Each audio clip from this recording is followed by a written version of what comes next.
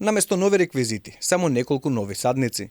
Култниот Луна парк во Скопје останува затворен точно 7 години без конкретна најава кога и дали повторно ќе стане место за семејно дружење и забава за најмладите.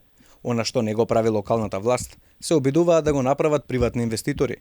Скопјани си го ризикуваат својот, но и животот на своите најблиски во новиот патувачки забавен парк, за кој градските власти велат дека не ги поседува потребните документи и дозволи со кои се гарантира безбедноста.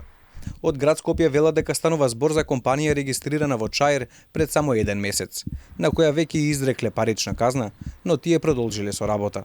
Од Државниот пазарен инспекторат и МВР за Алфа велат дека во текот на денот ќе извршат инспекциски контроли кај правното друштво Дизниленд реквизити, која ги постави реквизитите на полјаната кај спортскиот центар Борис Трајковски.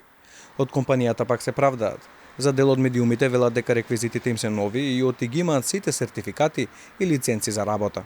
Градоначелничката Арсовска пак вели дека не станува збор само за документација поврзана со производство на реквизитите, туку и стручноста на оние кои ги монтираат. Затоа што не е неопходно тие да посетуваат соодветна сертификација само за производството на инструментите, односно реквизитите и се она кое што го поседуваат таму на терен, како и возилата, туку и сертифицирани лица кои што треба да ги монтираат, која што е една дополнителна точка на тоа дали истите се безбедно практично на тоа место поставени, истите треба да бидат соодветно сертифицирани и лиценцирани и оние кои што управуваат и работат со нив на лице место треба да ги поседуваат истите лиценци. Во меѓувреме од најавениот најдобар Луна парк на Балканот, ни трага ни глас. Градоначелничката Арсовска порача дека од паркот не смеат да останат само спомените, но на терен не е направено речиси ништо. Детскиот джагор и спомените од Скопскиот Луна парк останаа само тоа, спомени, сеќавања за панорамата, балерината и рингишпилите.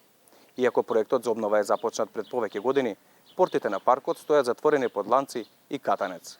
Данела Арсовска пред изборите ветуваше дека во првите 2 години од незиниот мандат целосно ќе го обнови Луна паркот, во кој ќе има и ролер костери, вртелешки, топогани, 7D кино и картинг. Наместо ова, на добро познатата локација досега се посадени само неколку нови дрвја и се вратени дел од старите реквизити кои не работат. Инаку пред само 10 дена во Србија се урна рингишпил, при што беа повредени неколку деца, а едно 13 годишно девојче со тешки повреди беше задржано во болница.